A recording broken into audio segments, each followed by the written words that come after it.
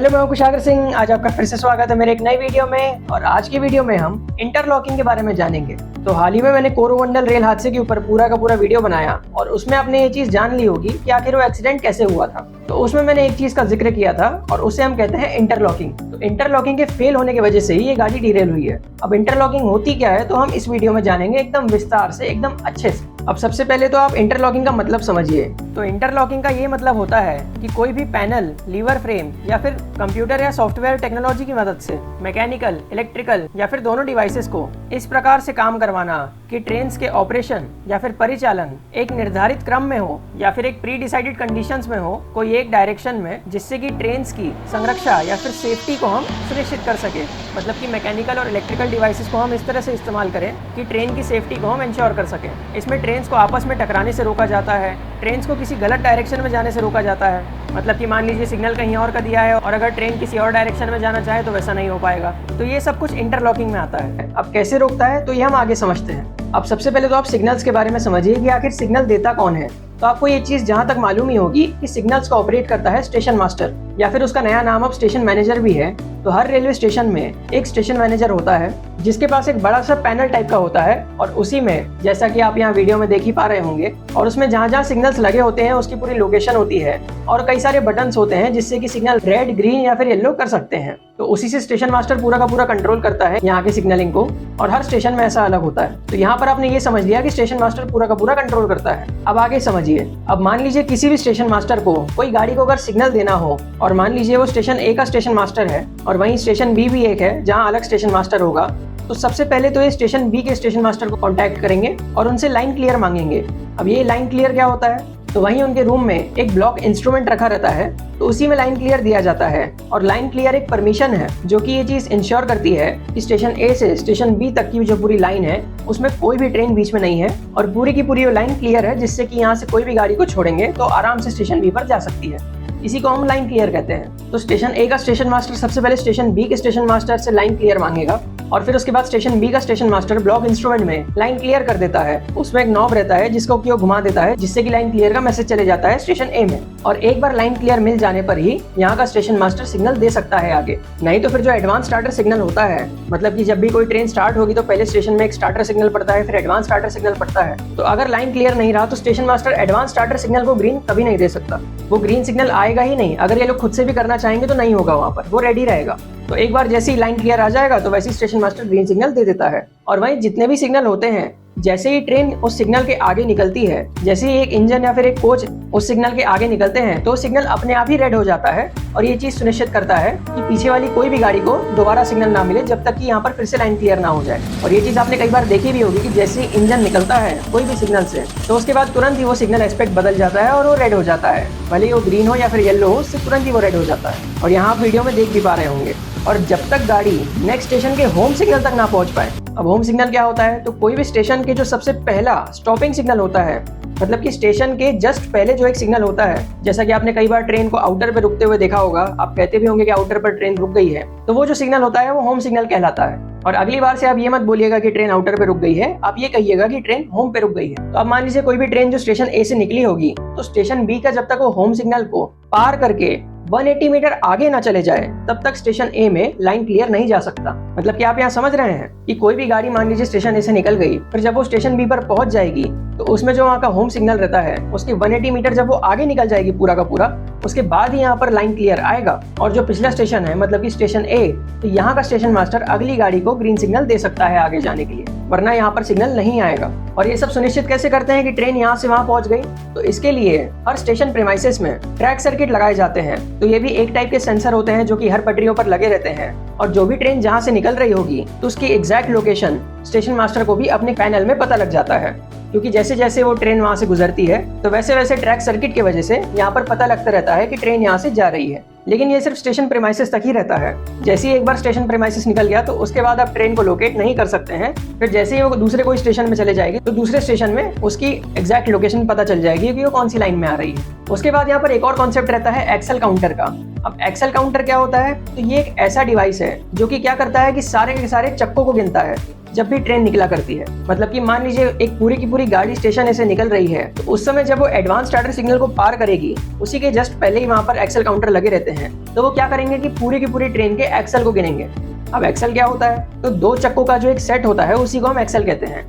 तो सारे एक्सेल को ये गिन लेगा कि कितने एक्सेल है टोटल, और नेक्स्ट स्टेशन में भी ऐसी एक्सेल काउंटर लगे रहते हैं, उस तक ये जानकारी पहुंच जाती है। फिर अगले स्टेशन में जब ये पूरी की पूरी गाड़ी चले जाएगी और जब स्टेशन बी का एक्सेल काउंटर ये चीज सुनिश्चित कर लेगा कि सारे के सारे एक्सेल जो कि पहले स्टेशन ए से निकले थे स्टेशन बी में पहुंच गए हैं, तो उसके बाद ही यहाँ पर लाइन क्लियर आ पाएगा। अब ये चीज से ये सुनिश्चित होता है कि बीच में कोई डिब्बा या फिर कोई गाड़ी कहीं खड़ी ना रह गई हो। अब जैसे कि कई बार क्या होता है कि गाड़ियां बीच में से कट जाती है बहुत बार, कपलिंग्स वगैरह टूटने से या फिर कोई और एक्सीडेंट होने से। तो उस गलती से अगर कोई लोको पायलट आगे पहुंच गया हो और एक भी एक्सेल की मान लीजिए अगर डिफरेंस आ रहा है पिछले स्टेशन और स्टेशन की काउंटिंग में, तो यहाँ पर गड़बड़ हो जाएगी और लाइन क्लियर बिल्कुल भी नहीं आएगा। और लाइन क्लियर नहीं आएगा तो ग्रीन सिग्नल नहीं मिलेगा। तो यहाँ से एक्सेल काउंटर की मदद से ये सुनिश्चित करते हैं कि पूरी की पूरी ट्रेन स्टेशन ए से स्टेशन बी पर पहुंच गई है। तो यहाँ पर मैंने आपको फिलहाल 2 पॉइंट समझा दिए। अब आप तीसरा पॉइंट समझिए।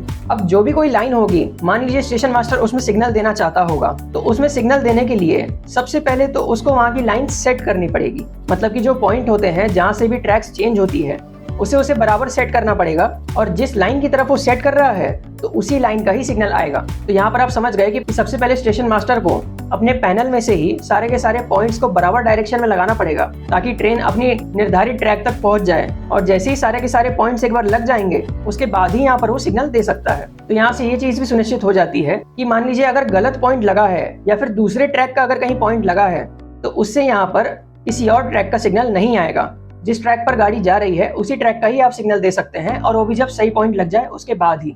अगर वहां पर गलत पॉइंट लगा है तो फिर यहाँ पर सिग्नल ग्रीन नहीं हो सकता, वो रेड ही रहेगा।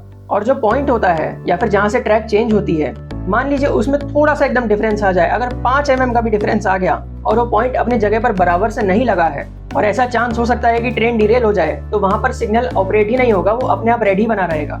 तो यहाँ पर आपने तीसरा पॉइंट भी समझ लिया कि जिस लाइन पर ट्रेन को जाना है तो उसके सबसे पहले तो पॉइंट्स लगाए जाते हैं ताकि ट्रेन वहां पर जा सके, और उसके बाद ही सिग्नल दिया जाता है। और कोई भी इंस्ट्रूमेंट खराब हो जाने पर सिग्नल रेडी रहेगा, सिग्नल के एस्पेक्ट को आप चेंज नहीं कर सकते हैं। तो यहाँ पर जो आपने इंटरलॉकिंग सिस्टम के बारे में जाना, तो आप ये चीज समझ पा रहे होंगे कि कितना ज्यादा एक्यूरेट है। लगभग इसकी 100% एक्यूरेसी रहती है, बिल्कुल भी इसमें गलती होने की गुंजाइश नहीं है जब तक कि इसे कोई और ना छेड़ दे। और इसकी एक्यूरेसी के आप और भी पॉइंट समझिए। अब स्टेशन मास्टर क्या करता है कि कई बार मान लीजिए उसने गलती से किसी लाइन का सिग्नल दे दिया, तो सिग्नल को बैक भी ले सकता है। मतलब कि अगर मान लीजिए ग्रीन सिग्नल लिया है तो उसे वो रेड भी कर सकता है वापस से। लेकिन वो कब तक कर सकता है? जब तक कि वो गाड़ी वहां पर घुसी ना हो प्रीमाइसेस में। एक बार वो गाड़ी उस लाइन पर आ जाए तो उसके बाद फिर वो सिग्नल के एस्पेक्ट को चेंज नहीं कर सकता। और मान लीजिए एक डायरेक्शन में सारे के सारे पॉइंट्स लगे हुए हैं और उस डायरेक्शन में ट्रेन को जाना है और सिग्नल्स भी पहले से दे दिए गए हैं, फिर उसके बाद अगर स्टेशन मास्टर खुद से भी चाहे कि वो दूसरा पॉइंट लगा दे उस लाइन में ताकि वो गाड़ी जाके डिरेल हो जाए या फिर दूसरे लाइन पर चले जाए, तो वैसा नहीं होगा। वो पॉइंट वहां पर चेंज नहीं हो पाएगा, वो ट्रैक वहां पर चेंज होगी ही नहीं। तो स्टेशन मास्टर के हाथ में ये चीज रहती ही नहीं है। तो ये इंटरलॉकिंग यहाँ पर पावर है कि एक बार जहाँ पर आपने सिग्नल दे दिया है और एक बार जहाँ पर वो पॉइंट्स लग चुके हैं, तो पॉइंट्स वहीं के वहीं लॉक हो जाएंगे जब तक कि वो ट्रेन वहां से पूरी की पूरी निकल ना जाए। और मान लीजिए स्टेशन मास्टर ने किसी समय कोई भी सिग्नल को रेड कर दिया अचानक से ग्रीन से, और फिर वो ऐसा सोच रहा होगा कि एकदम से मैं यहाँ से पॉइंट चेंज कर लूँ किसी दूसरी लाइन में, क्योंकि मान लीजिए उसने कभी गलती से दूसरे ट्रैक का सिग्नल दे दिया हो, ऐसा भी 3 मिनट तक नहीं हो पाएगा। मतलब कि जैसे ही स्टेशन मास्टर सिग्नल को बैक लेगा उसके 3 मिनट तक जो पॉइंट्स रहते हैं वहीं के वहीं सेट रहेंगे। मतलब कि जो ट्रैक्स है वो वहीं के वहीं सेट रहेगी, उसको स्टेशन मास्टर चेंज नहीं कर सकता। फिर 3 मिनट के बाद उसे चेंज कर सकता है और अलग लाइन का सिग्नल दे सकता है। तो यहाँ पर आपने इंटरलॉकिंग के लगभग सारे पॉइंट समझ लिए होंगे कि आखिर इंटरलॉकिंग क्या होती है, कैसे काम करती है और ये इतनी ज्यादा एक्यूरेट क्यों है। अब इंटरलॉकिंग कितने टाइप की होती है तो आप ये भी समझिए। इसमें सबसे पहला इसका टाइप आता है मैकेनिकल इंटरलॉकिंग। अब ये सबसे पुराने जमाने की इंटरलॉकिंग हुआ करती थी जो कि अंग्रेजों ने डेवलप करी थी, और इंडिया में पहले यही चला करता था। और अगर आपको पता लगाना हो कि वो कब डेवलप हुआ था तो मैं आपको बता दूं, वो 1843 में डेवलप हुआ था। मतलब कि इतने पहले इंटरलॉकिंग डेवलप हो चुकी है और इंग्लैंड में। उसके बाद ये इंडिया में आई। अब मैकेनिकल इंटरलॉकिंग में खंबे वाले सिग्नल हुआ करते थे, जैसा कि आप यहाँ फोटो पे देख पा रहे होंगे। तो इसमें कोई भी इलेक्ट्रिसिटी का यूज नहीं होता था, डायरेक्टली पूरे के पूरे मैकेनिकल डिवाइसेस लगाए जाते थे, जिसमें कि स्टेशन के सारे तरफ में केबिन्स रहा करते थे। और स्टेशन मास्टर का केबिन तो रहते था जहाँ पर वो बीच में बैठा करता था। और जो केबिन्स होते थे तो उनमें कई सारे डंडे लगे रहते थे जिनसे कि पॉइंट्स भी चेंज होते थे और साथ साथ सिग्नल के एस्पेक्ट भी चेंज करते थे। अगर वो सिग्नल नीचे की तरफ हो जाता था तो इसका मतलब है वो ग्रीन सिग्नल है, और अगर वो सिग्नल ऊपर की तरफ रहता था वो रेड सिग्नल रहता था। और ये चेंज कैसे होता था? तो केबिन मैन स्टेशन मास्टर के आदेश पे वो सिग्नल्स को चेंज करता था और इस पे भी स्टेशन मास्टर पहले लाइन क्लियर मांगता था और लाइन क्लियर मिलने के बाद ही वहां पर पहले पॉइंट लगाए जाते थे और उसके बाद फिर वहां पर सिग्नल्स दिए जाते थे। लेकिन अब आप इसमें सोच रहे होंगे कोई इसमें सॉफ्टवेयर वगैरह तो है ही नहीं, तो फिर ये कॉन्फ्लिक्ट को कैसे रोकेगा? तो मैं आपको बता दूं, इसमें मैकेनिकल बार्स लगे रहते थे, जिससे कि क्या होता था कि मान लीजिए अगर एक गलत पॉइंट को लगा के गलत सिग्नल को देना चाहे तो फिर वो कॉन्फ्लिक्ट कर जाएगा और वो मैकेनिकल बार की वजह से यहाँ पर गलत सिग्नल नहीं आ सकता है। तो जिस लाइन का पॉइंट लगा रहे हैं उसी लाइन का सिग्नल यहाँ पर आएगा। और जितने भी मैंने आपको रूल बताए तो इसी प्रिंसिपल से फॉलो होते थे, सिर्फ और सिर्फ मैकेनिकल बार की वजह से। तो ये भी काफी ज्यादा एक्यूरेट था और सबसे पुराना सिस्टम भी था, लेकिन टाइम के साथ साथ इसको भी चेंज किया गया। और इसमें भी मैं आपको बता दूं कि एक कंट्रोल स्टेशन मास्टर के पास में रहता था, जिससे कि मान लीजिए केबिन मैन अगर गलत सिग्नल भी देना चाहे तो नहीं दे सकता, क्योंकि सबसे पहले वहाँ स्टेशन मास्टर ऑपरेट करेगा और उसके बाद फिर केबिन मैन को वहाँ पर सिग्नल्स या फिर पॉइंट्स लगाने पड़ते थे। फिर इसके बाद दूसरा टाइप का जो इंटरलॉकिंग आया बाद में, उसे हम कहते हैं इलेक्ट्रोमैकेनिकल इंटरलॉकिंग या फिर इसे ही रूट रिले इंटरलॉकिंग भी कहा जाता है, जो कि इंडिया में आज लगभग सारे स्टेशंस में है। RRI हम इसे कहते हैं और ये बना था 1929 में यूएसए में। तो इसमें क्या किया गया? तो इसमें कई सारे रिलेज को इंट्रोड्यूस किया गया। अब रिले क्या होते हैं? तो रिले का मतलब एक ऐसा डिवाइस होता है कि जिसमें हम जो भी कंडीशन देंगे तो उसी कंडीशन पर ही वो ऑपरेट होगा। मतलब कि रिले ऐसे डिवाइसेस है जिसमें कि हम कुछ ना कुछ प्री डिसाइडेड कंडीशंस लगा देते हैं कि अगर ऐसा होगा तो ऐसा नहीं होना चाहिए, ऐसा होगा तभी यहाँ पर इस तरह से उसे काम करना चाहिए। तो इस तरह से यहाँ पर रिलेज लगा दिए जाते हैं, जिससे कि यहाँ पर सिग्नल्स, पॉइंट्स, इन सबको ऑपरेट किया जाता है और सारे ट्रैक्स वगैरह से कनेक्शन जो है अलग एक रिले रूम तक जाते हैं, जो कि हर स्टेशन में हुआ करते हैं। और स्टेशन मास्टर के सिग्नल देने पर इन्हीं रिलेज से ही वो सारे के सारे ऑपरेट होते हैं। बाकी जो बहनगा बाजार रेलवे स्टेशन में एक्सीडेंट हुआ कोरोमंडल एक्सप्रेस का, तो उसका लेना देना भी इसी में छेड़छाड़ की वजह से हुआ है। अब ऐसे तो आप यहाँ जान ही गए होंगे कि ये सिस्टम कितना ज़्यादा एक्यूरेट है और इतने टाइम से यहाँ ये सिस्टम लागू है, तो उतनी कोई प्रॉब्लम्स तो यहाँ पर आई नहीं है। लेकिन उस दिन क्या हुआ है कि वहाँ बहनगा बाजार रेलवे स्टेशन की लेवल क्रॉसिंग पर काम हुआ था और उसी काम होने के बीच में जो रिले के कनेक्शन होते हैं उसे खोद दिया गया और गलत कनेक्शंस लगा दिए गए गलत रिले में, जिससे कि यहाँ पर गलत पॉइंट लगने के बावजूद ग्रीन सिग्नल आ गया है मेन लाइन का, जबकि पॉइंट अलग ट्रैक के लिए लगा था जहाँ पर मालगाड़ी ऑलरेडी खड़ी थी और वो ट्रेन आके सीधा का सीधा मालगाड़ी पर भिड़ गई है। तो यहीं पर सिग्नल एंड टेलीकम्युनिकेशन डिपार्टमेंट की गलती थी, जिसे हम SNT डिपार्टमेंट भी कहते हैं रेलवे का। तो यहाँ पर आप ये चीज भी समझ गए होंगे कि ये सिस्टम बहुत ज्यादा एक्यूरेट है जब तक कि सिस्टम के साथ कोई छेड़छाड़ ना करे। अगर सिस्टम के साथ छेड़छाड़ हो रही है तो फिर यहाँ पर ये चीज काफी ज्यादा गलत हो जाएगी और इसकी एक्यूरेसी फेल हो जाएगी। अब इलेक्ट्रोमैकेनिकल इंटरलॉकिंग के बाद यहाँ पर आता है इलेक्ट्रॉनिक इंटरलॉकिंग। तो इसे भी 1980 में डेवलप किया गया और ये सबसे लेटेस्ट इंटरलॉकिंग है। फिलहाल जितने भी नए रेलवे स्टेशन बन रहे हैं तो सारे के सारे रूट रिले इंटरलॉकिंग को इलेक्ट्रॉनिक इंटरलॉकिंग में बदला जा रहा है और इसे ही हम सॉलिड स्टेट इंटरलॉकिंग कहते हैं, मतलब कि SSI। जैसे कि पहले RRI था, इसमें SSI है। अब इसमें क्या डिफरेंस है? तो इलेक्ट्रोमैकेनिकल इंटरलॉकिंग में क्या होता था कि कई सारे वायर से कनेक्शन दिए जाते थे जो कि रेलवे ट्रैक के नीचे में बिछे होते थे, और वहीं अब SSI में इन सबको चेंज कर दिया गया सॉफ्टवेयर लॉजिक से। मतलब यहाँ पर अब सॉफ्टवेयर लगा दिए गए, अब यहाँ पर कंप्यूटर का यूज हो गया है। इसी में कई सारे माइक्रो प्रोसेसर भी लगाए गए हैं और उन्हीं के कारण अब इसमें नई इंटरलॉकिंग आ गई है। तो RRI में क्या होता था कि सारे के सारे स्टेशन मास्टर्स के पास एक बड़ा सा पैनल दिया रहता था जिससे कि वो ऑपरेट करते थे। वहां पर केबिन्स तो सारे खत्म हो ही गए थे, लेकिन यहाँ जैसे ही इलेक्ट्रॉनिक इंटरलॉकिंग आया है तो इसमें यहाँ पर मॉनिटर्स को इंट्रोड्यूस किया गया। मतलब कि यहाँ पर कंप्यूटर से ही स्टेशन मास्टर सिग्नल दे सकते हैं, जिसमें कि सॉफ्टवेयर का यूज किया जाता है और उसी से यहाँ पर सिग्नल्स को दिया जाता है। लेकिन कंप्यूटर के ही साथ साथ यहाँ पर पुराना तरीका भी रखा गया है, मतलब कि यहाँ पर पैनल भी रहेगा और साथ ही कंप्यूटर भी रहेगा। तो स्टेशन मास्टर अब जिससे चाहे उससे सिग्नल दे सकते हैं, दोनों से बराबर काम होगा और दोनों बराबर काम करेंगे। तो ये सबसे ज्यादा नया इंटरलॉकिंग है और जितने भी रेलवे स्टेशन में RRI एक्सपायर हो रहे हैं और जहाँ पर भी मेंटेनेंस कर रहे हैं दोबारा से, तो वहाँ पर SSI से बदल दे रहे हैं। मतलब कि सॉलिड स्टेट इंटरलॉकिंग अब नई इंट्रोड्यूस करी जा रही है लगभग नए सारे रेलवे स्टेशन में। तो आई होप यहाँ पर आप इंटरलॉकिंग के बारे में समझ गए होंगे कि कैसे ये ट्रेन को आपस में टकराने से रोकता है और कैसे ये सिस्टम बहुत ज्यादा एक्यूरेट है पुराने जमाने से ही। लेकिन एक्यूरेट कब तक है? जब तक इसमें कोई छेड़छाड़ न करी जाए।